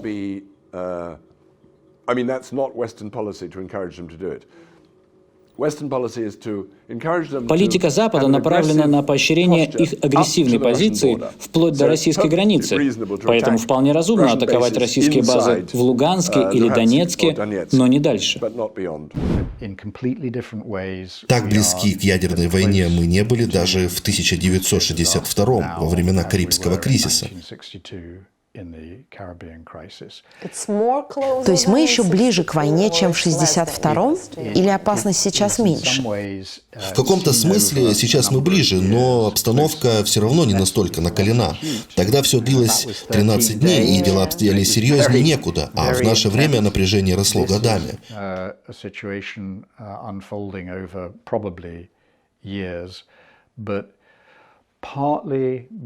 Отчасти из-за действий России в Украине, отчасти из-за развития новых технологий. Очень высоки риски начала ядерной войны. Сдерживающие факторы в традиционном смысле становятся все слабее. И ни у одного правительства нет адекватного решения. Договоры об ограничении вооружения потеряли всякую силу. Как ни прискорбно, нас ждет затяжное противостояние, я уже об этом сегодня говорил. Вы можете считать, что Запад в состоянии такого конфликта долго не протянет. А что вы думаете? И Украина тоже. И я верю, что Запад справится, и Украина справится. Ну, возможно, я ошибаюсь. Вы брали интервью у Майкла Макфола. Не так давно он публиковал статью, в которой утверждает, что западная политика инкрементализма не работает. Что такое инкрементализм? Инкрементализм – это концепция маленьких шагов и постепенного усиления давления.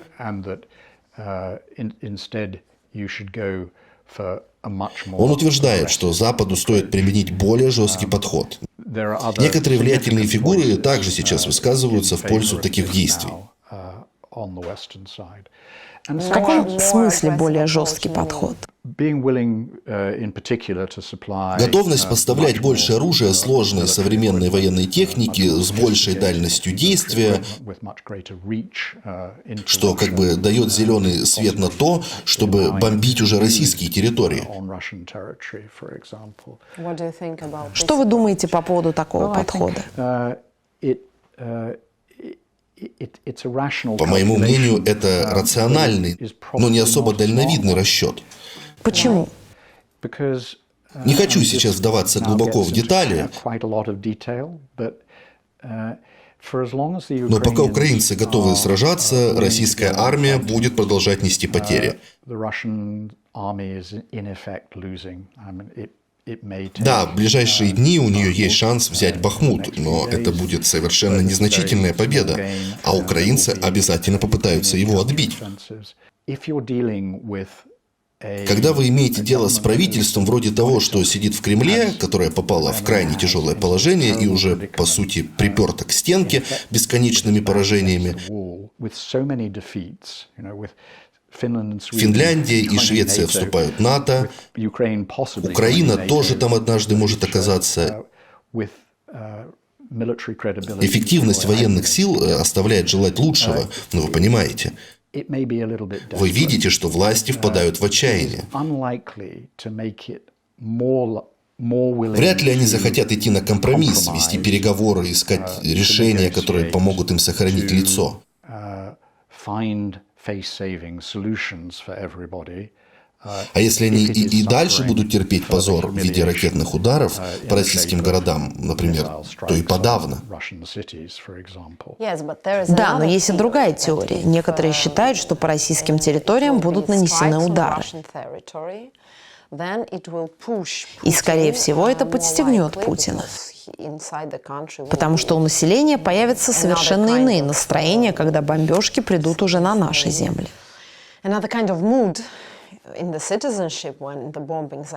И это даст Путину зеленый свет на использование тактического ядерного оружия против Украины. В свою очередь, Китай и Индия в таком случае разорвут партнерские отношения с Россией, что только на руку Западу и Америке. Я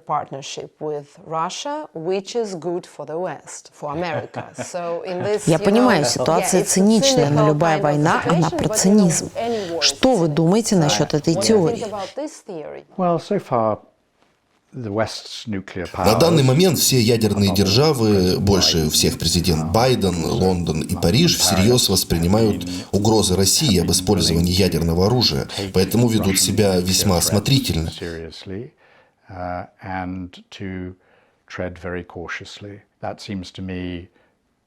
Я считаю, что это правильная позиция. Даже если вы всерьез не верите, что Россия станет использовать ядерное оружие, риск эскалации конфликта слишком высок.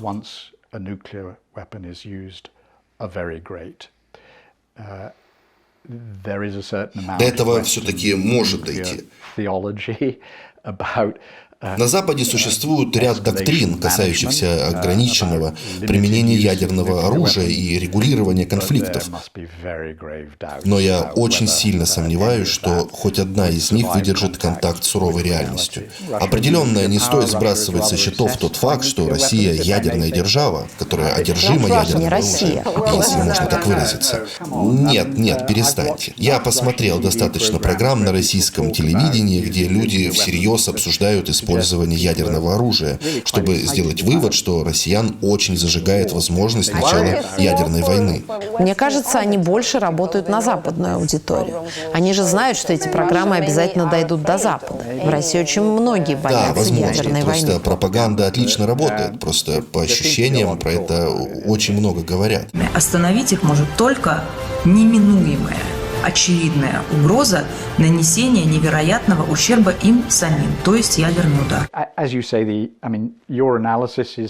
Думаю, что многие разделяют вашу точку зрения, и использование ядерного оружия абсолютно не в интересах России. Это и в самом деле будет конец в каком-то смысле.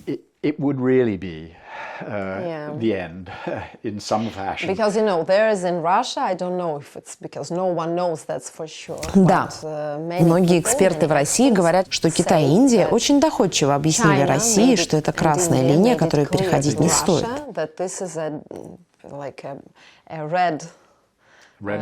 Красная линия, да, так и есть. И да, я считаю, что тут все довольно очевидно. Си Цзиньпинь не раз делал на этом акцент в своем плане мира, который включает в себя 12 пунктов. Считаю, что это последствия для России будут катастрофичными. Надеюсь, что до этого никогда не дойдет. Лучшее, на что может рассчитывать Запад, это предоставлять военную поддержку Украине сугубо внутри ее границ, чтобы российская армия несла новые потери до тех пор, пока российская сторона не изъявит желание остановить военные действия. Лично я не верю, что две стороны способны договориться о мирном урегулировании конфликта. Но я считаю, что они могут достигнуть какого-то соглашения и свести к минимуму боевые действия. И вот на что должна быть направлена военная поддержка Запада, я считаю. И мне бы хотелось видеть, что и Запад, и Россия предпринимают шаги для того, чтобы предотвратить риск эскалации.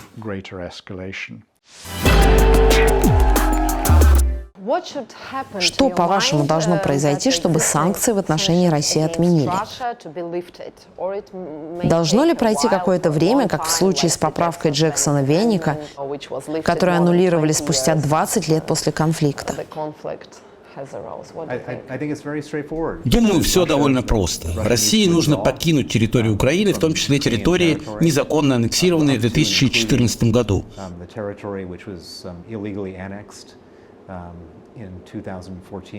России нужно выплатить репарации за нанесенный ущерб. Речь как о погибших, так и об имущественном ущербе. Вот тогда санкции могут быть отменены.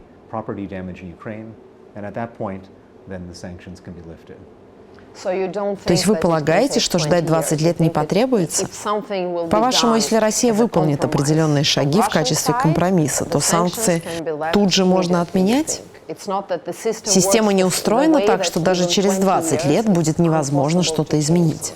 Если Россия покинет территорию Украины, будет соблюдать ее прежние границы, в границах до 2014 до 1991 года, и выплатит репарации за нанесенный ущерб, я не вижу причины, за которых действие санкций бы продолжилось.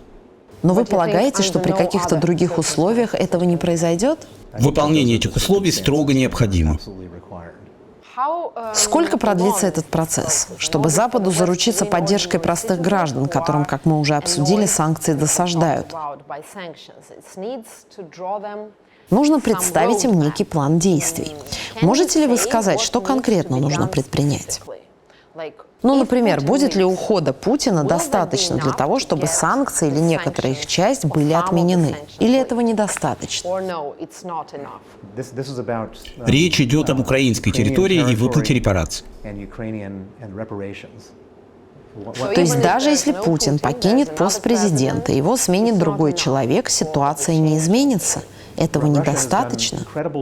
Россия нанесла невероятный ущерб миролюбивому соседу. Когда ущерб будет компенсирован, когда все будет восстановлено, тогда оснований для санкций не будет. До тех пор это ведь основная причина, почему они были введены.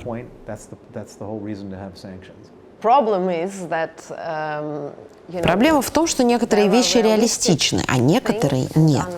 Весь мир сейчас будто в замкнутом круге.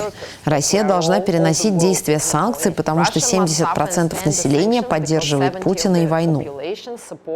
Однако Запад ничего не предлагает русскому народу взамен, никаких возможностей. Этого мы уже коснулись. В результате круг замыкается. Я думаю, вы понимаете, что завоевать доверие не так просто. Для этого каждая сторона должна сделать шаг. Путин, по меньшей мере, продолжает выплачивать пенсии и обеспечивать едой этих людей. Что может подумать обычная женщина, которая живет в России? Так, я боюсь Путина, но я хотя бы здесь что-то получаю, я могу выжить. От Запада ее ждут одни наказания. Вопрос мой вот в чем. Что Запад может предложить этой женщине, чтобы подтолкнуть ее к действиям? Сейчас она в той же ситуации, когда для нее гораздо логичнее поддерживать Путина, даже если она этого не хочет.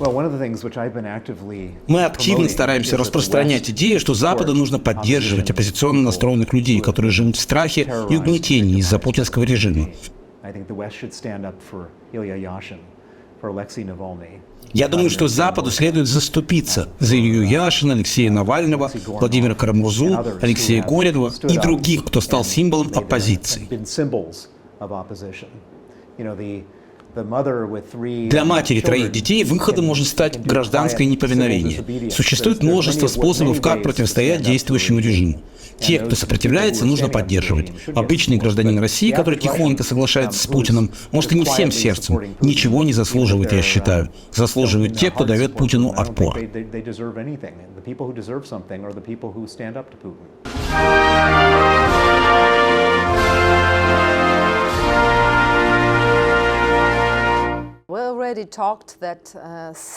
Что, по вашему мнению, может заставить Путина прекратить войну в Украине? Есть две вещи. Я думаю, что потери всегда будут большой проблемой для всех. Например, в Афганистане было меньше жертв, но в конце концов русские матери возвысили свои голоса и сказали, что они не согласны, чтобы их детей отправляли в Афганистан просто так. Ради чего? Чтобы их там убивали? Так было во многих войнах. Во время Вьетнама американская общественность не была готова к кровавым жертвам. Теперь в этой войне Путину удалось представить это как Великую Отечественную, как противостояние захватчикам, как будто бы сейчас снова 1941 год. Но это только до определенного момента. Если российские потери будут оставаться очень высокими, я думаю, что будет большое сопротивление. Заметно, что все больше и больше людей говорят, что не собираются идти воевать. Мы видели, как много людей уехало, когда началась мобилизация. Вероятно, придется увеличивать призыв, так как больше людей захотят уехать, а также придется начать призывать людей из крупных городов, Санкт-Петербурга и Москвы, которые до сих пор не трогали, так как это города, формирующие общественное мнение. И вот если начнут забирать из Санкт-Петербурга столько же людей, сколько забирают из отдаленных уголков Сибири, например, то будет большое сопротивление. Да, Россия исторически перенесла огромное количество страданий, прежде чем это привело к массовому восстанию. Посмотрите на Первую мировую войну.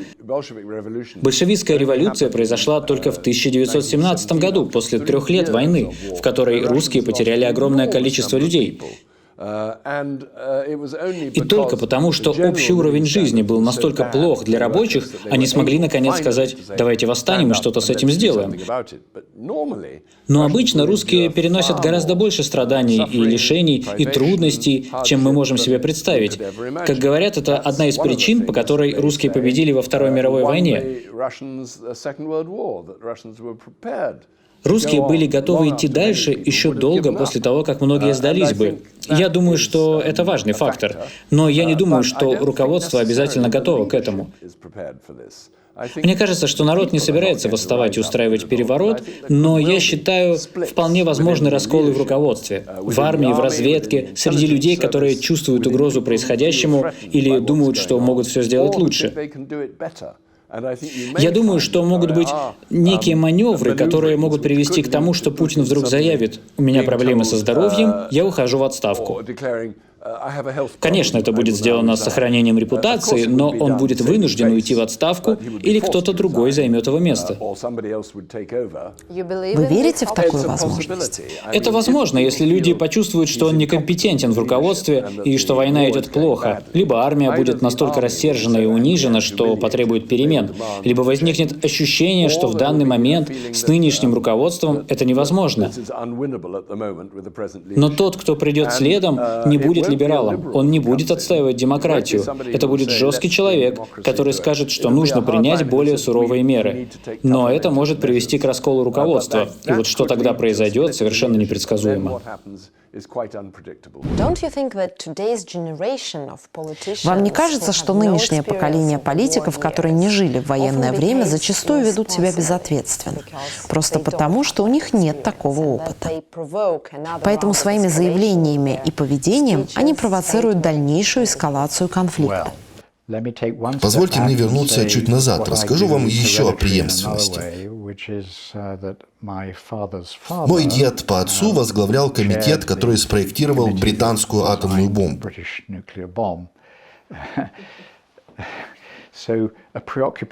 Я неспроста так озабочен этими вопросами, у меня это в крови. Я считаю, что, несомненно, у сегодняшних западных политиков нет опыта войны. Они не видели ужасов Второй мировой. Некоторые из них по-прежнему считают, что из этой войны мы извлекли еще не все уроки. Британская политика даже сегодня во многом обусловлена Мюнхенским соглашением 1938 года. Ведут ли себя политики безответственно? Я бы не стал так говорить.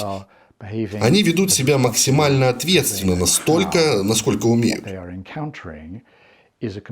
Они сталкиваются с совершенно беспрецедентными трудностями нового мира. Я бы не хотел дальше развивать эту тему, потому что в свое время я так устал от того, что отец мне постоянно говорил, что не так с британской внешней политикой.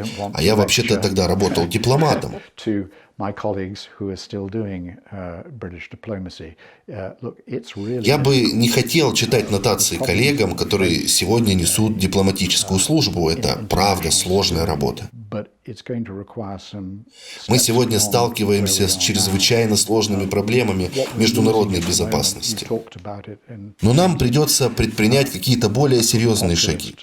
Вы уже затронули проблему популизма в политике. Мне кажется, что мы сейчас все меньше хотим вести диалог с противником. В разрыве дипломатических отношений и других каналов коммуникации виноваты обе стороны. Мы теряем связь между обычными людьми, культурные связи, и сейчас обеим сторонам придется очень постараться, чтобы сохранить дипломатическое пространство.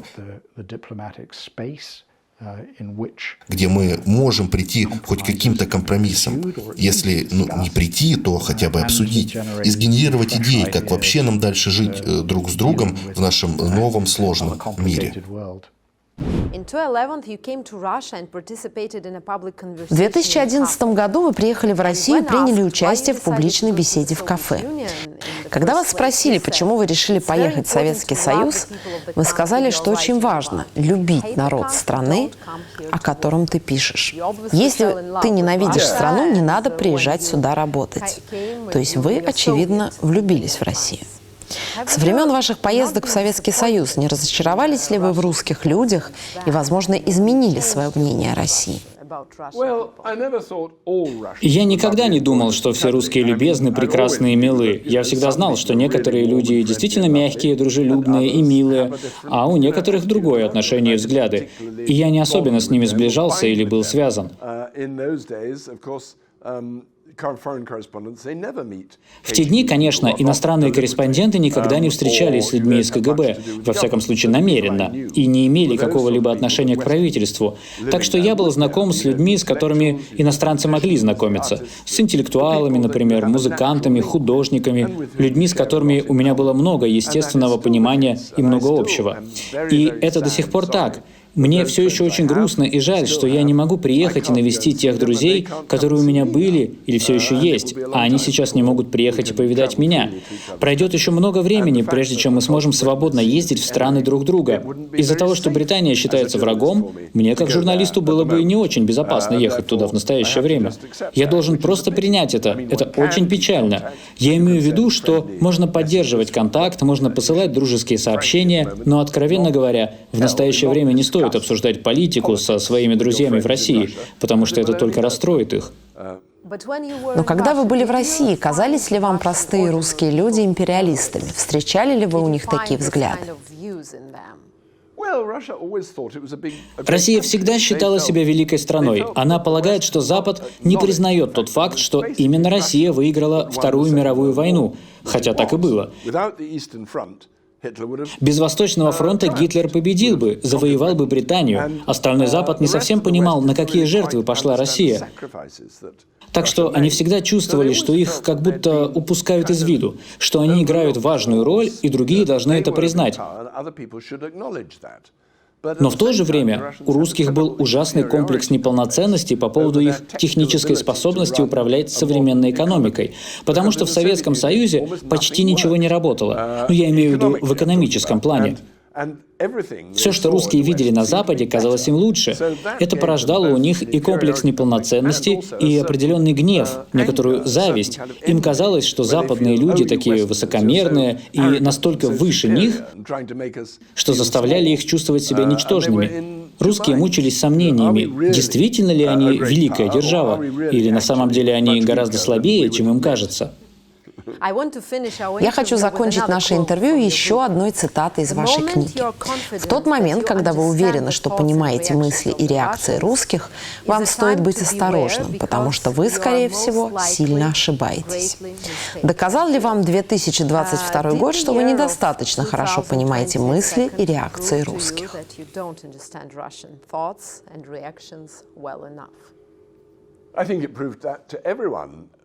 Я думаю, он доказал, что очень многие, включая россиян, действительно не думали, что это будет серьезная военная операция. Люди думали, что это игра по оказанию давления, блеф или, по крайней мере, угрозы, а не реальная военная операция.